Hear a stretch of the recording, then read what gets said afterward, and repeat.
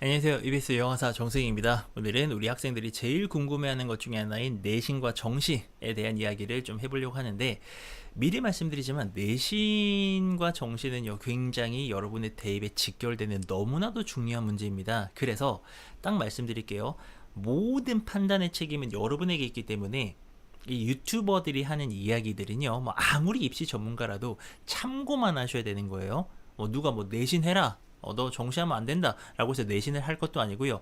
야, 내신 포기해, 정시해 라고 해서 정시를 하셔도 안 됩니다. 그 사람들은 저를 포함해서 여러분의 미래를 책임져 주지 않습니다.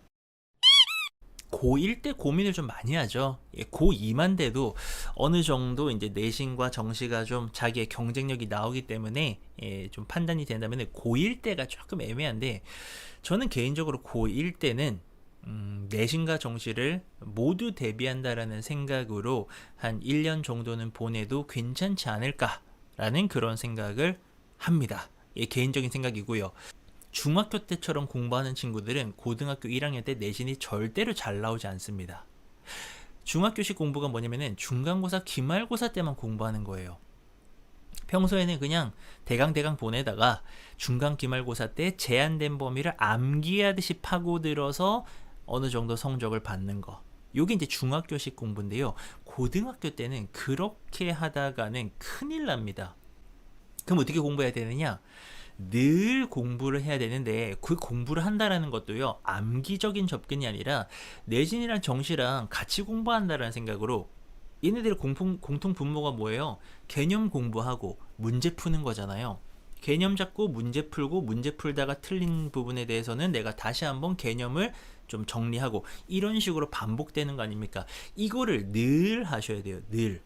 늘 하다가 내신 처리되면은 조금 더 서술형이라던가 학교에서 강조한 포인트들을 디테일을 좀 더 더해주고, 정시 처리되면은 이제 정시라면 좀 웃기지만 정시 처리 아니라 이제 모의고사 때가 되면은 그때는 조금 더 문제 푸는 양을 늘린다라던가 이런 식으로 하면서 정시 이 모의고사에 맞춰서 준비를 하고, 이런 식으로 1년 내내 약간의 오르락 내리락은 있지만은 1년 내내 내가 개념과 문제를 공부한다라는 생각으로 이렇게 이제 가는 게 맞아요.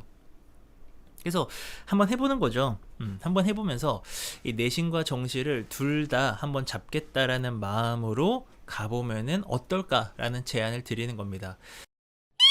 내신이 낮을 때가 문제가 되는 거잖아요. 내신 점수가 잘 나오면은 이런 고민을 하지를 않죠. 자기가 내신이 1등급이야. 근데 내신할까 정시할까 그런 고민 많이 하지 않거든요. 근데 내신이 낮아. 자기가 원하는 등급이 안 나오고 있습니다. 이때가 문제가 되고요. 이때 정시를 갈까 말까, 조금이라도 빨리 정시로 넘어가서 내가 노력을 기울여야 손해보지 않지 않을까, 이런 생각을 하면서 아마 이런 영상들을 찾아볼 건데요. 일단은 내신 점수가 너무 낮잖아요. 너무 낮아.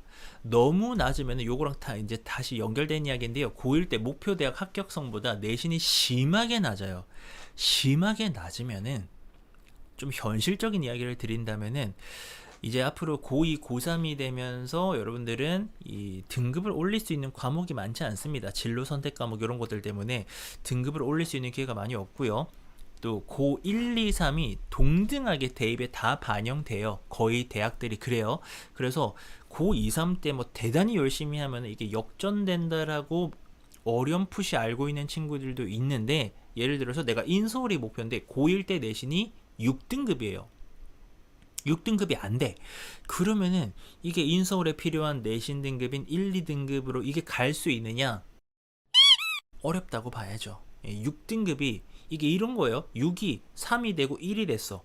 근데 6, 3, 1이 됐다 그래서 이게 1등급이 되는 거냐? 아니잖아요. 6, 3, 1을 더하면은 10이죠. 그럼 대충만 나눠도, 그러면 평균적으로는 한 3점대 중반 정도의 내신이 되는 거지, 내가 올라간다 그래가지고요 그게 1등급이 되지 않는다라는 겁니다. 이게 평균값이기 때문에 그렇다라는 겁니다. 게다가 아까 말씀드린 것처럼 이제 고2, 고3이 될수록 학교 교육과정에 따라서는 등급을 올릴 수 있는 과목도 많지 않습니다. 그래서 나는 막 열심히 해서 올리고 싶은데 사실 기회가 많이 안 주어지는 거죠.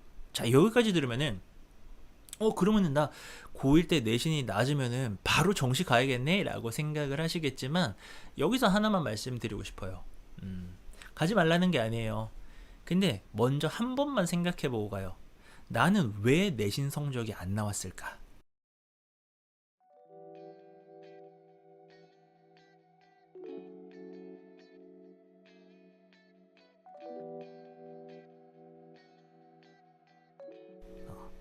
공부를 정말 안 한 게 아니라면 나는 왜 내신 성적이 안 나왔을까? 그럼 또 이런 학생들도 있죠. 자기가 공부를 안 해서 내신 성적이 안 나왔어. 그럼 막연히 이렇게 생각합니다. 아, 나는 그럼 이제 공부를 하면 정시는 잘 나오겠네. 근데 공부를 지금까지 안 했던 학생이 과연 할 수 있을까요? 지금까지 평범하게 놀 거 다 놀고, 매번 스마트폰에 무너지고 매번 게임에 무너졌던 학생이 갑자기 엄청나게 막 공부를 잘할 수 있을까요? 간혹 있죠. 예, 간혹 있습니다. 그런 학생들은 성공하는 거고요. 자기 생각을 해야 돼. 자기 생각. 저기 성공 사례가 뭐 1000건이 있건 10,000건이 있건 결국에는 내가 중요한 거잖아요. 내가 할 수 있을까? 내가 그런 삶을 살 수 있을까? 예를 들면 이런 겁니다. 내가 몸무게가 100kg예요. 근데 100kg에서 뭐 40kg, 50kg 감량한 사람들 세상에 너무나도 많습니다. 그런 사람들 되게 흔하게 볼 수 있잖아요. 근데 내가 과연 100kg에서 단 5kg라도 10kg라도 뺄 수 있을까? 나는 그 정도의 의지와 준비가 되어 있는가? 그 생각을 해보셔야죠. 나 내신 등급이 낮아요.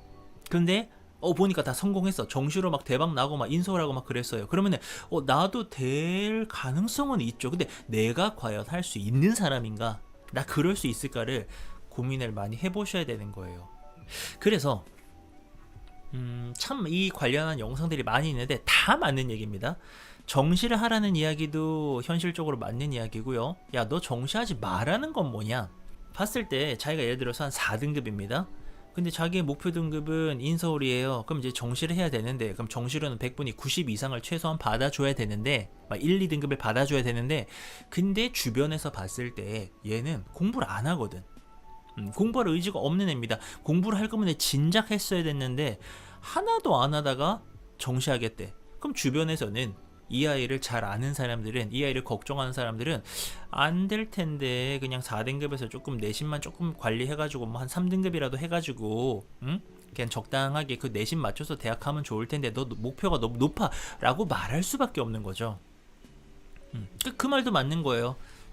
다 맞는 말이에요. 중요한 건 뭐냐? 이 모든 것의 중요한 지점은 나죠. 내가 그걸 할 수 있는가 라는 겁니다. 그래서 오늘 이야기를 좀 정리를 할게요. 결국에 제일 중요한 거는 나예요. 왜냐? 다 맞는 말이거든. 내신이 낮은 상태에서 목표가 높아. 그랬을 때 야, 그냥 그 내신이라도 관리 잘해가지고 학생부 종합전형으로 가 라고 하는 것도 누군가에게는 맞는 말이고요.